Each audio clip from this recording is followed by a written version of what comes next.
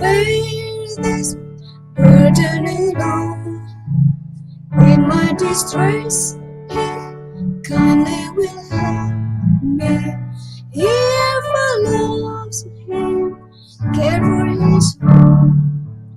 I must tell Jesus, I must tell Jesus, I cannot bear my burden alone. I must tell Jesus, I must tell Jesus, Jesus can help me, Jesus alone. Sorry, my voice. All of my trouble, He is a kind, compassionate friend. If I but ask Him, He will deliver, and in my grief with me will blend. I must tell Jesus, I must tell Jesus, I cannot bear my burden alone. I must tell Jesus, I must tell Jesus, Jesus can help me, Jesus alone. Tempted and tried, I need a great Savior, one who can help my burdens to bear. I must tell Jesus, I must tell Jesus, He all my cares and sorrows will share. I must tell Jesus, I must tell Jesus, I cannot bear my burden alone. I must tell Jesus, I must tell Jesus, Jesus can help me, Jesus alone. All the water, evil allures me. Oh, my heart is tempted to sin.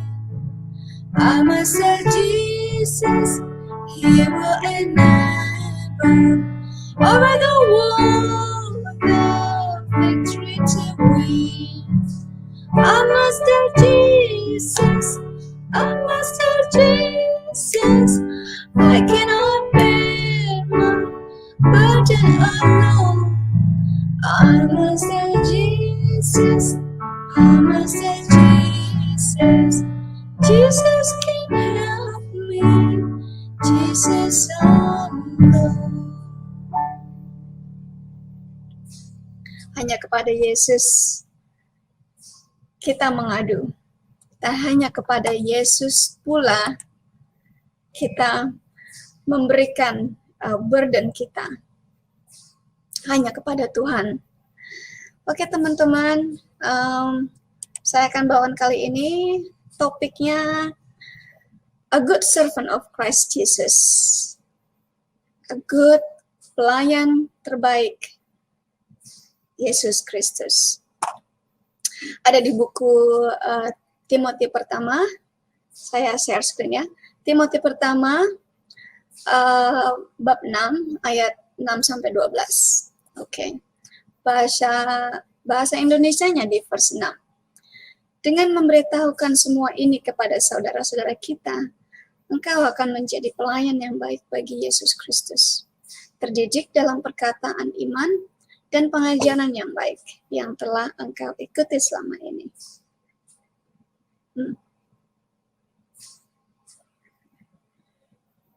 Di Inggrisnya ya.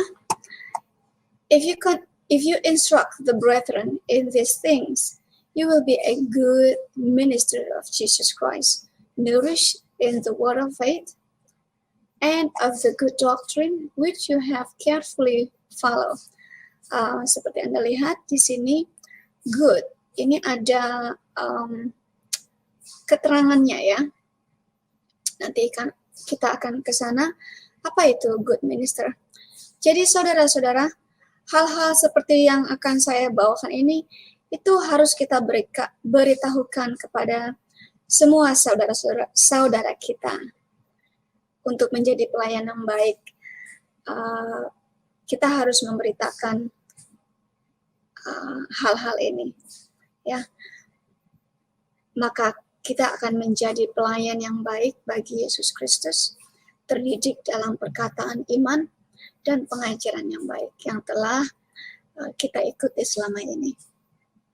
Jadi apa itu pelayanan yang baik? Kita terdidik dalam perkataan. Ya, kita bisa melihat Kristen, orang-orang Kristen, ya, umat-umat Kristen yang sudah terdidik imannya, perkataannya, ya, yang sudah ditempa, istilahnya bisa menahan diri dari emosi, bisa menahan diri dari perkataan-perkataan yang tidak seharusnya dikatakan, perkataan-perkataan yang tidak baik. Karena dulu kita sebelum diselamatkan, kita masih punya kebiasaan suka marah-marah, suka cepat mengambil keputusan, cepat sekali keluar dari mulut kita tanpa berpikir, tanpa menunggu Roh Kudus. Tapi sekarang kita, karena kita sudah dipenuhi oleh Roh Kudus, kita harus menunggu. Dan apapun yang dari Roh Kudus, itu pasti yang baik. Nah, seperti janji saya, ini Good Minister of Jesus Christ, ini ada keterangannya. Coba kita ke bawah ya, keterangannya. Good Minister of Jesus Christ, C. Ya. C 30 hal mengenai pelayanan yang baik. Ya. Jadi tanda-tandanya nih, apa yang kita harus atau yang kita bisa perlihatkan, 30 hal mengenai pelayanan yang baik. Dia akan menjaga doktrin yang benar, doktrin kebenaran. Itu ada di 1 Timothy bab 1 ayat 3. Menolak spekulatif doktrin, menolak doktrin-doktrin yang sekiranya lagi hot sekarang, ya, dengan pengertian sendiri. Have a pure heart, hatinya bersih, hatinya murni kepada Tuhan, tidak ada maksud-maksud di belakang apa yang dia kerjakan, ya.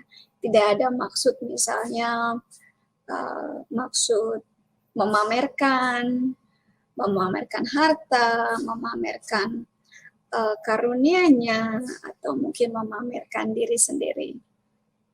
Atau hal-hal yang lain seperti merasa memamerkan betapa pintarnya dia, begitu betapa cerdasnya dia. Have a pure heart. Ini sulit loh, sulit sekali untuk mendapat a pure heart, untuk have a pure heart, tanpa kita dipenuhi oleh Roh Kudus, tanpa memiliki buah-buah Roh Kudus. Have a good conscience, ya. Nalar, istilahnya masuk akal nggak sih? Conscience, bukan hanya nalar, tapi naluri,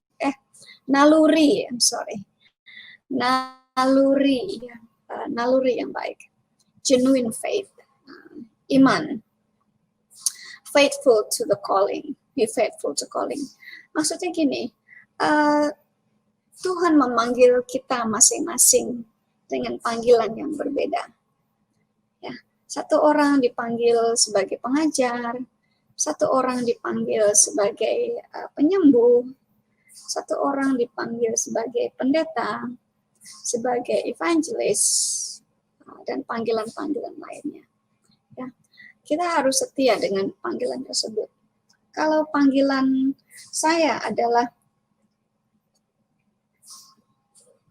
sebagai pendeta atau sebagai evangelis, karena itu panggilan saya, maka saya tidak bisa bekerja seperti yang lainnya, seperti pengajar, karena itu bukan panggilan saya dan anointing saya tidak di situ, gitu.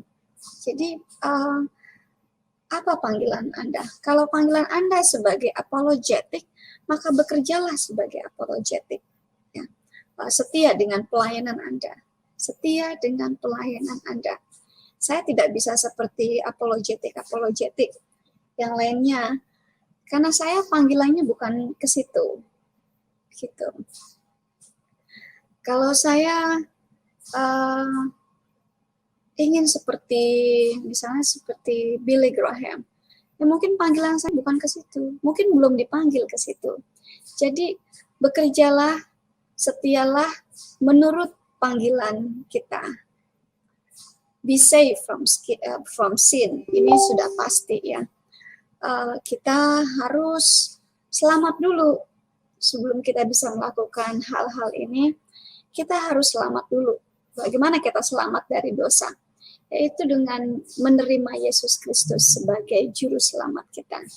Mengakui kalau kita adalah pendosa dan membutuhkan seseorang yang menanggung dosa kita. Gitu. Be parent to others. Itu artinya kita harus menjadi contoh bagi orang lain juga. Bagaimana kita bisa mengabarkan kabar kasih dari Yesus kalau kita sendiri tidak kasih, ya.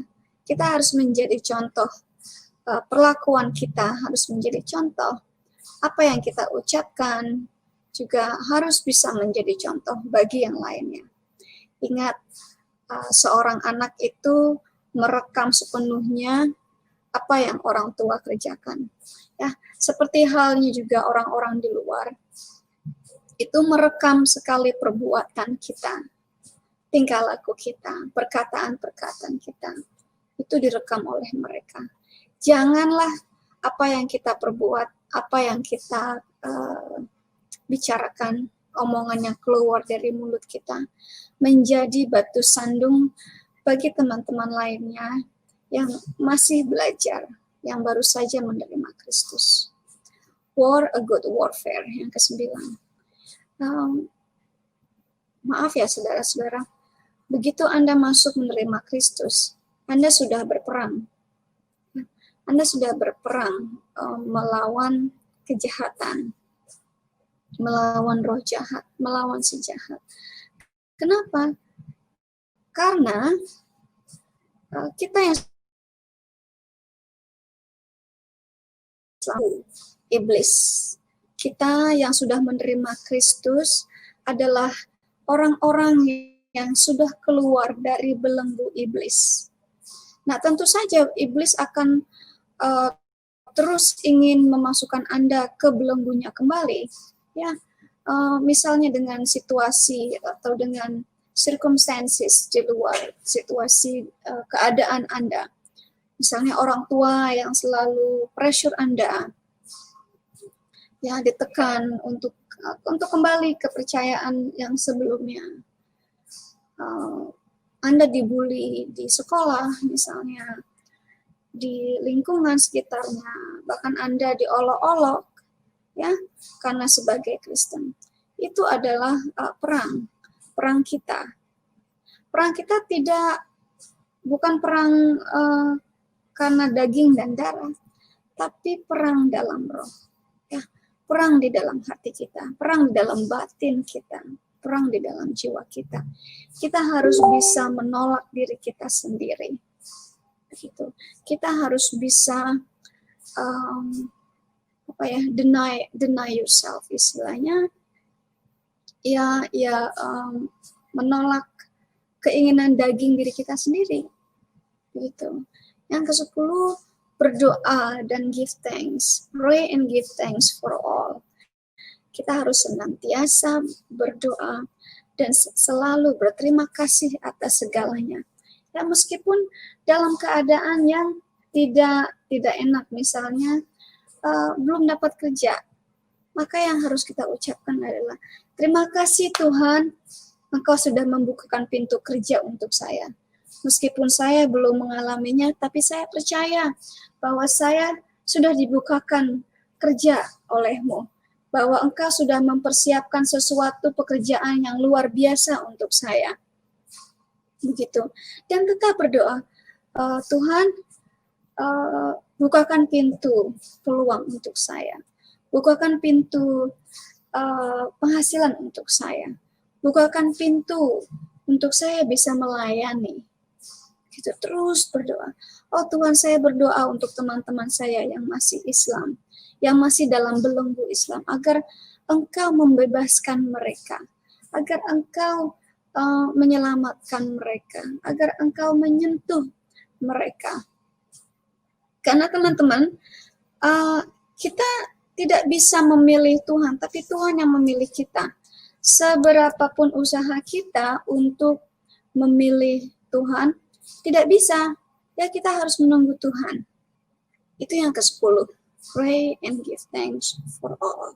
Untuk semua.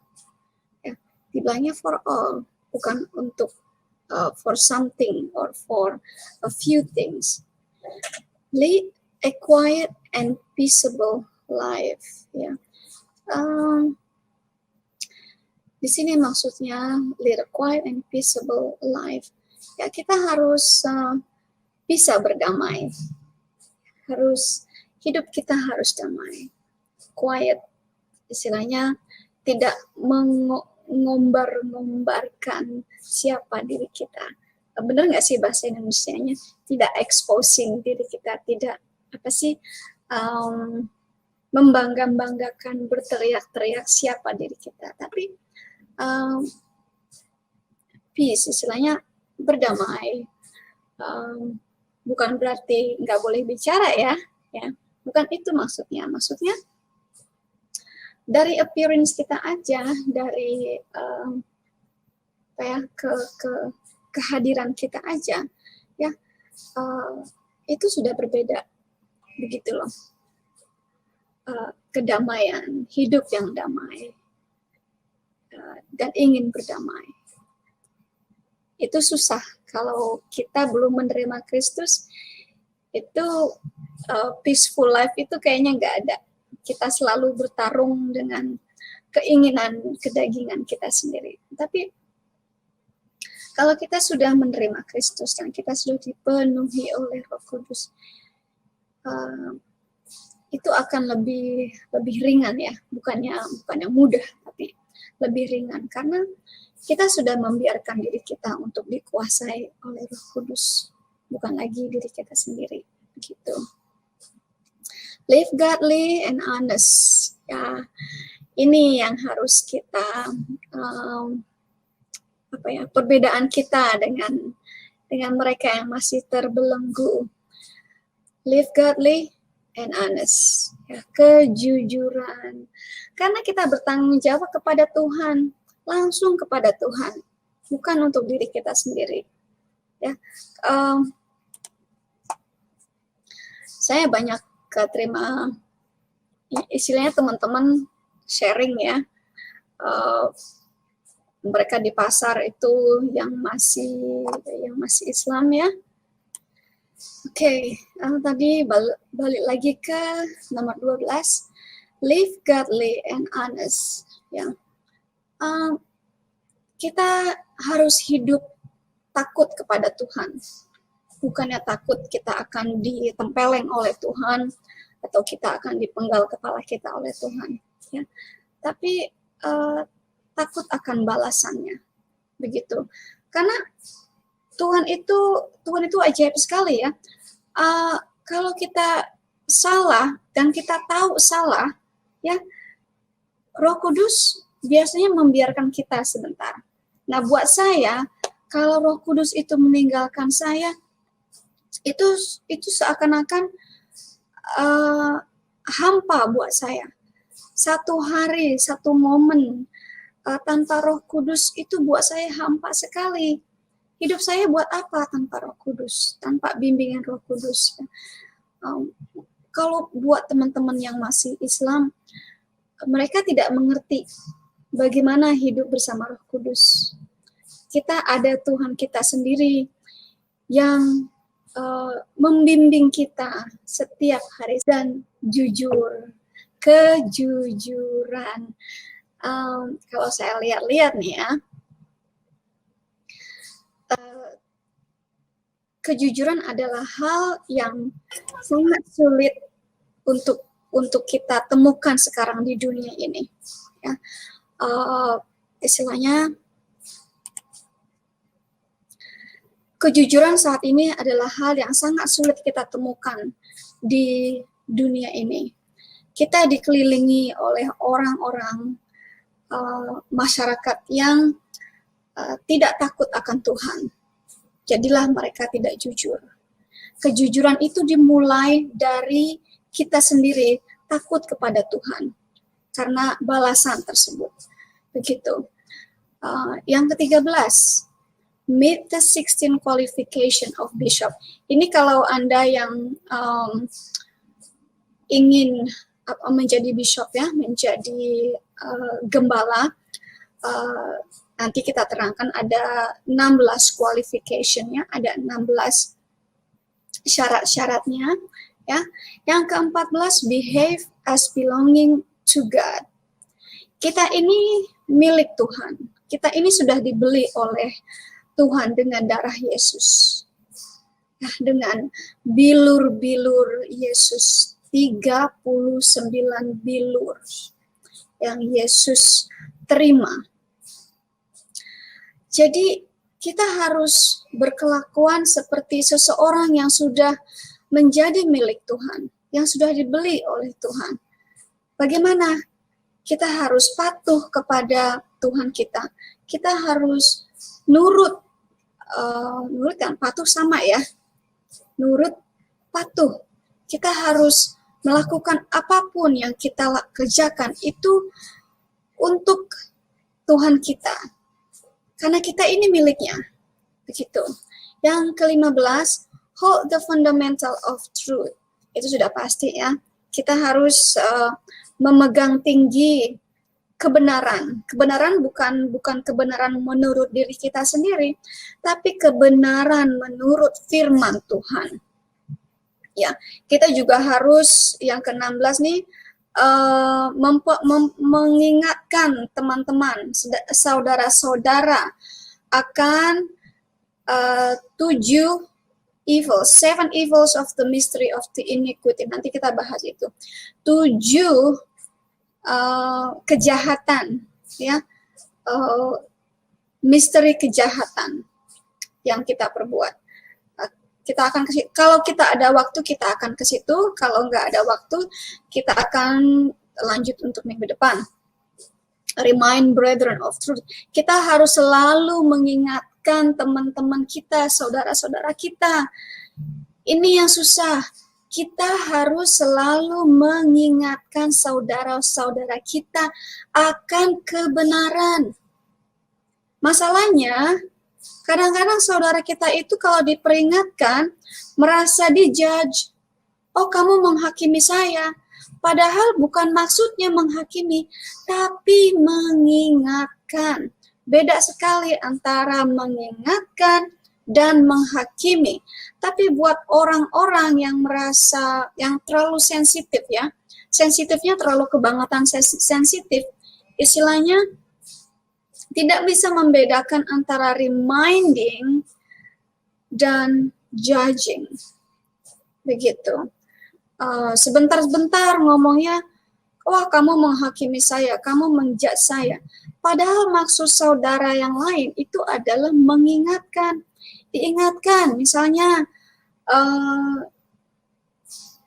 ada masalah sedikit, misalnya Yuli ya, Yuli tiba-tiba marah-marah. Oh nggak bisa, gue nggak terima nih. Nah kita mengingatkan, Yul sabar, tenang dulu. Lihat dulu masalahnya di mana. Jangan dulu naik darah. Begitu Yul ya. Ya,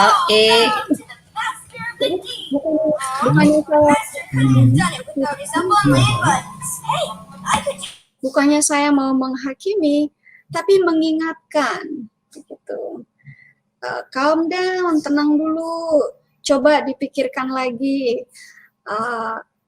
Bagus nggak sih apa yang kita keluarkan dari mulut, kan begitu ya. Nah ini yang sulit masih banyak orang-orang yang tidak bisa membedakan antara reminder dan judgment. begitu. Maintain faith and good doctrine. Ini sudah harus menjaga keimanan kita kepada Yesus Kristus, dan doktrin. Good doctrine ini good doctrine ya yang di Alkitab ya. Di luar Alkitab itu ungood gitu. Pokoknya kalau sudah di luar Alkitab, doktrin-doktrin misalnya doktrin tradisi-tradisi itu sudah bukan good doctrine lagi, tapi doktrin ditambah-tambah banyak loh ya, ditambah ini ditambah itu supaya semakin kelihatannya seperti orang yang taat kepada Tuhan, padahal itu hanya tambahan-tambahan gitu. Tidak ada di dalam Alkitab kalau kamu akan memiliki more favor, grace ya grace gitu. Loh, saya minta grace lebih, tambahin dong grace-nya nih, saya berbuat seperti ini, tambahin grace-nya, itu nggak ada. Grace, His grace is enough. Ya. 19, exercise self in godliness more than in bodily exercise. Nah, ini dia nih buat ibu-ibu, buat bapak-bapak yang sering mengeluh-elukan, wah gue ini exercise loh, setiap pagi, lari pagi, begitu, angkat barbel, ke gym, gitu ya, supaya bagus badannya, menjaga tubuh kita. Tapi di Alkitab sendiri dibilang ya, kalau exercise in bodily itu less profit, gitu. Profitnya kecil, cuma di badan aja. Tapi kalau kita exercise self in godliness ya, dalam firman Tuhan ya, kita exercise itu apa ya, Yuli, kalau bahasa Indonesianya? Olahraga. Kalau yang di body ya, iya. Tapi kalau misalnya di yang self in good lines itu mungkin lebih ke praktek, mempraktekkan diri. Ya, praktis diri kita dalam melakukan firman-firman Tuhan itu lebih menguntungkan daripada praktek-praktek atau olahraga. Gitu. Bukan saya yang ngomong ya, tapi Tuhan yang ngomong. Tidak ada salahnya, tidak ada jeleknya kalau kita juga olahraga supaya tubuh kita tuh nggak seperti kentang, gitu loh. Ya, kita juga kan harus balance ya, balance antara balance, kita harus seimbang ya antara Tuhan dan manusia. Kalau kita melihat bentuk cross, bentuk salib, itu kan lebih panjang yang vertikal dibanding yang horizontal, ya kan? Dan posisi yang horizontal juga lebih ke atas, nggak di bawah, nggak di tengah-tengah, lebih ke atas, begitu. Mungkin saya bisa cari, bentar ya, bentuk cross tuh kayak gimana sih, gitu. Mungkin banyak yang belum tahu cross itu seperti apa sih bentuknya, gitu loh. Salah ya. Nah, ini mungkin saya bisa masukkan ke sini ya. Nah, ini cross, ya kan? Lebih yang vertikal, ya, itu lebih panjang dibanding yang horizontal. Dan posisinya juga kan lebih ke atas, ya, dibanding yang di bawah. Yang ke atas ini melambangkan hubungan kita kepada Tuhan. Gitu. Berapa panjangnya hubungan kita kepada Tuhan? Berapa value, istilahnya persennya, ya, hubungan kita terhadap Tuhan. Yang ini hubungan kita terhadap sesama manusia, terhadap saudara-saudara kita dan teman-teman kita mungkin yang masih dalam belenggu. Dan posisinya juga di atas, bukan di tengah-tengah. Itu artinya Ya, ini balance nih. Yang ini balance ya.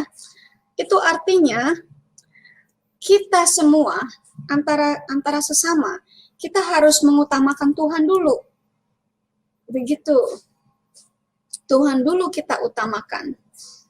Tuhan dulu kita perbanyak mengetahui Tuhan, kita perbanyak mempelajari akan Tuhan, bukan memperbanyak mempelajari manusia.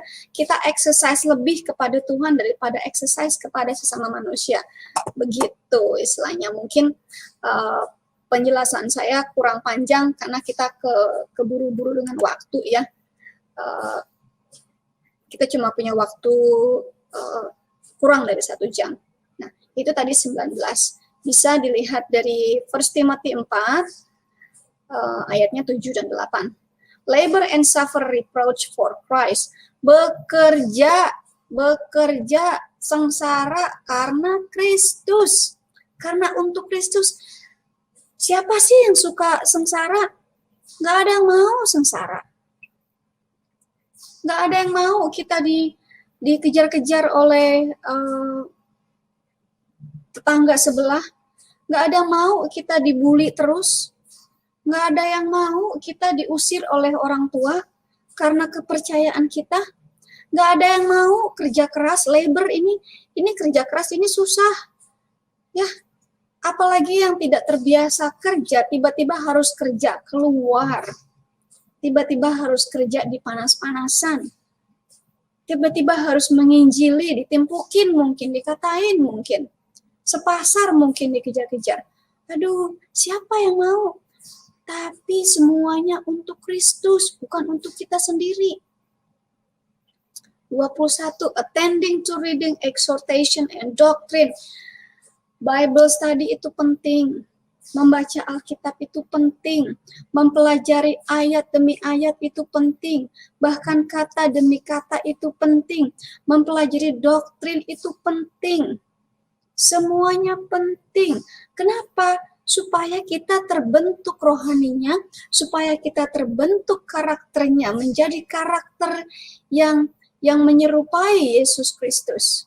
Bukan yang menyerupai Muhammad. Kita udah beda nih. Sorry ya.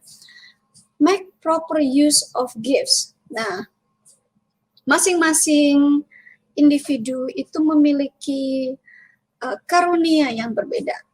Ya, misalnya Yuli mendapat karunia menyembuhkan, gitu. Maka gunakan itu untuk kemuliaan Tuhan. Jangan jualan, gitu loh. Mentang-mentang jangan jualan karunia Tuhan, ya diduitin. Lalu siapa nih yang mau sembuh? Silakan kasih saya persembahan, nanti saya sembuhin. Jangan begitu. Itu bisa dipakai oleh setan. Jadi kalau kita sudah melakukan seperti itu, ya. Karunia penyembuhan itu tetap kamu punya, tapi bukan lagi Tuhan yang mengaruniai kamu, tapi si iblis. Makanya hati-hati. Kalau ada yang memiliki karunia, misalnya karunia penglihatan, ya, bisa melihat setan, bisa melihat roh-roh jahat, jangan didagangin, begitu loh. Jangan disalahgunakan, begitu. Jangan juga dimanfaatkan untuk kejatuhan orang lain. Misalnya lu punya enemy nih, punya saingan. Gue mau gue mau jatuhin dia, gimana dengan caranya? Jangan. Make proper use of gift. Jadi karunia yang kamu diberikan kepada Tuhan oleh diri kita, gunakan sebaik-baiknya sesuai dengan kehendak Tuhan. Bukan lagi sesuai dengan kehendak jidatmu sendiri. Begitu. 23. Meditate wholly upon duties. Kalau kamu dikasih tugas sebagai sekretaris, ya kamu ya jadi sekretaris. Ya, jangan numpang-numpang menjadi bendahara. kamu yang ditugaskan menjadi bendahara ya jadi bendahara aja, jangan ikut-ikutan jadi sekretaris. Sudah beda tugasnya gitu. Yang tugasnya jadi tukang sapu, jadilah tukang sapu yang baik. Jangan ikut-ikutan so-soan ngajar. Ngaco nanti. Begitu. Tapi tidak ada salahnya kalau seorang yang ada di atas posisinya bersedia merendahkan hati untuk membantu yang di bawah. Itu beda lagi ya, itu merendahkan hati, bukan istilahnya ikut campur urusan. Kayak misalnya begini ya, ini masalah rumah tangga ya, masalah rumah tangga aja. Misalnya saya menugaskan anak saya untuk bersih-bersih rumah, ya saya percayakan bersih-bersih rumah itu kepada anak saya. Gitu.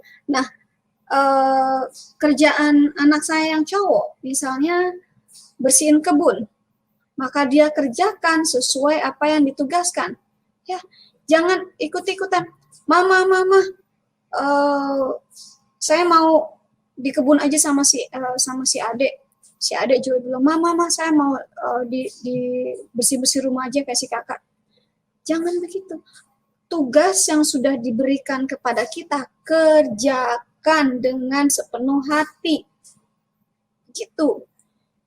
24. Be just to all classes. Artinya, adil dalam setiap hal. Ya. Dalam setiap permasalahan, dalam setiap membantu kita mesti adil. Jangan kita pilih kasih lah ya.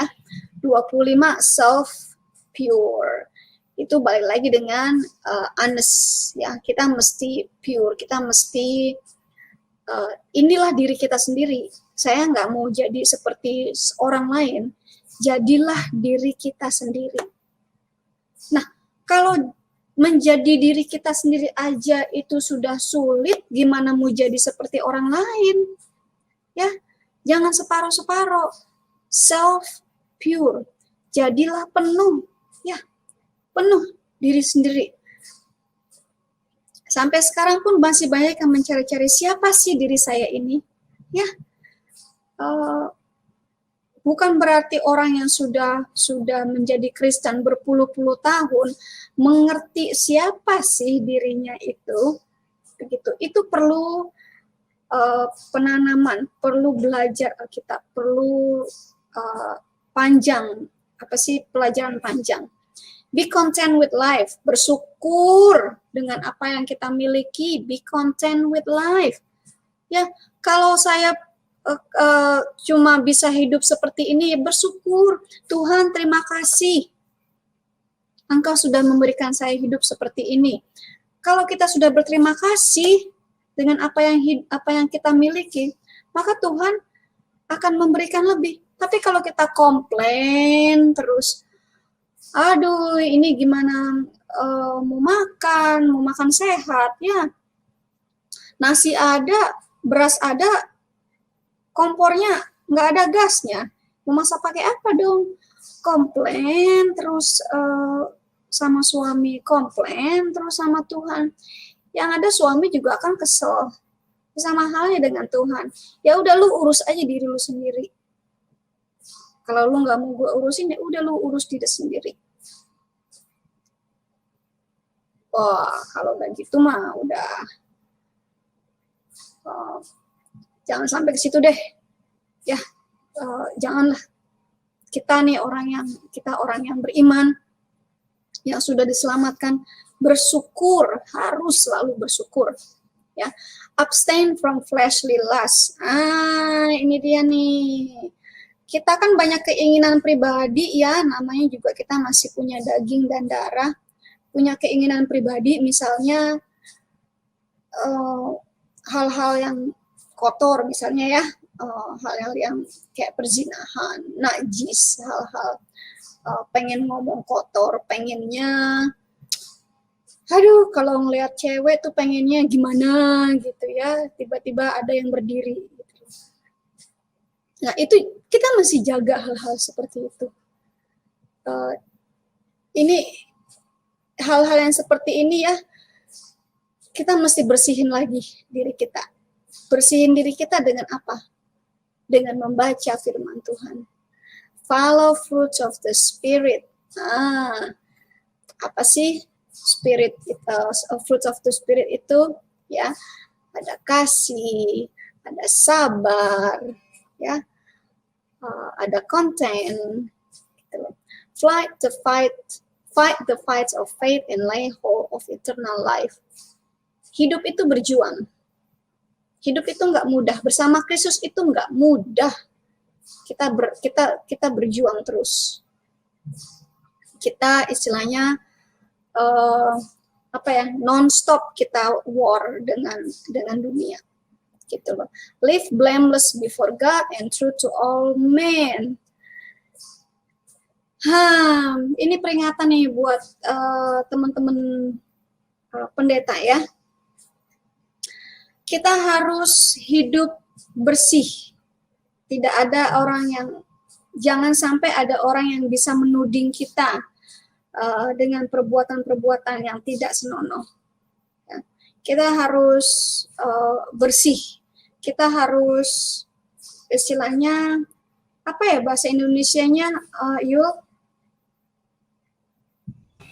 Hidup kudus, semua daging pokoknya dipretel-pretelin. Ini daging nih, daging yang di badan nih iris buat korban syukuran zaman dulu. Iya, ya, nggak gampang loh ya, nggak gampang hidup bersama Kristus itu. Oke, itu tadi kita baru ngebahas yang 6 aja loh, ya. Ini udah kita punya waktu cuma 10 menit lagi. 1 ayat lagi deh ya. Jadi 1 Timothy 4:7 ya. Tetapi tolaklah mitos-mitos yang mencemarkan dan dongeng-dongeng nenek tua. Lapilah dirimu sendiri untuk beribadah. But reject profane and old wives' fables and exercise yourself toward godliness. Waduh, mitos-mitos yang mencemarkan dan dongeng-dongeng nenek tua. Kalau di Indonesia itu misalnya apa, Yul? Kalau dia gitu. Apa ya, dongeng-dongeng nenek tua? Soalnya mama papaku nggak pernah ngedongeng sih. Kalau di buku Yahudi ya, di buku Yahudi itu ada istilahnya kayak mantra sumpah serapah gitu ya, mantra sumpah serapah, kayak latahan gitu ya, latah kayak latah misalnya begitu. Coba kita lihat DNI ini apa? Oh, ini yang zaman dulu tuh suka bilang gini, banyak anak banyak rezeki. Iya. Banyak anak banyak rezeki, itu old fables itu ya. Ya memang banyak anak itu adalah karunia Tuhan ya. Tapi jangan paksakan diri gitu. This refers to Jewish writing which contains some of the most ridiculous and profane fables ever to be invented. Ya, seperti itu tadi, yo. Banyak anak, banyak rezeki. The Greek-nya, ini related dengan Hebrew 5 ayat 14, Hebrew 12 ayat 11. Ini ya, nanti kita bisa bagikan ini. Take exercise in godly things instead of physical. Kita udah bahas ya. So you might win eternal life. Oke, badan lu bagus, lu exercise setiap hari, tapi kalau lu belum diselamatkan oleh Tuhan, you sama aja dibakar nanti di neraka. Sama aja bohong kan? Jadi mendingan exercise in godly things ya daripada physical thing. Gitu. Bukan berarti kita membiarkan hidup badan kita seperti kentang gitu. Kita harus balance seperti saya udah bilang tadi. Kita mesti balance. Wah, ini baru. Iya, harus sehat. Kalau nggak sehat gimana mau kerjanya Tuhan ya, Bu Lindsay ya? Iya, harus sehat juga. Sehat badan, juga sehat pikiran. Begitu. Oke, kita udah waktunya udah mepet ya. Mungkin minggu depan kita lanjut dengan yang ke-8 sampai 12. Ya, saya pikir bisa sampai 12 nih, ternyata tidak cukup waktunya. Oke deh, kita akan tutup. Ya, kita akan tutup dengan pujian ya.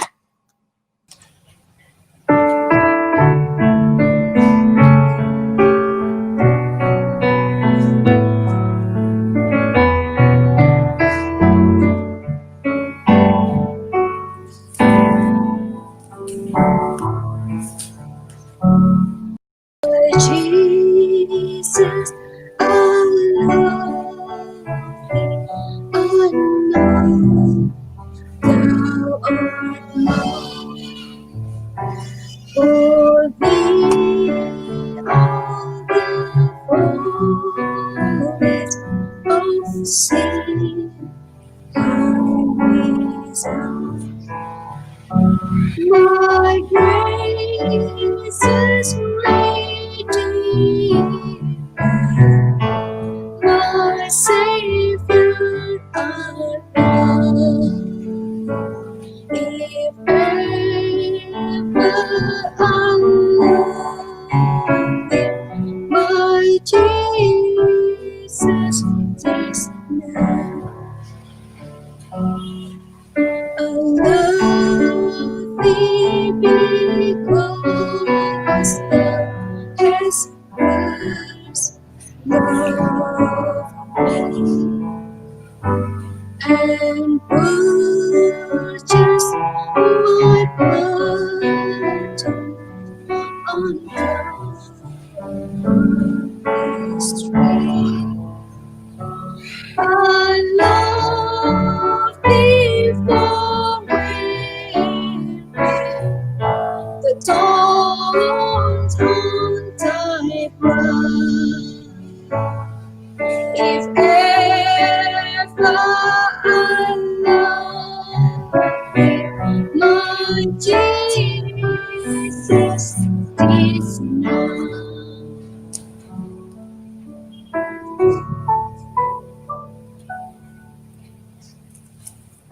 I love thee in love. I will love thee in death and praise thee as long as thou lendest me breath, and say when the day lies cold on my brow, if ever I'll love thee, my Jesus, this now. In mansions of glory and endless delight, forever I want thee in heaven so bright. I sing with the glittering crown on my brow. If ever love thee, my Jesus, 'tis now. Hallelujah. Hallelujah. My Jesus, 'tis now.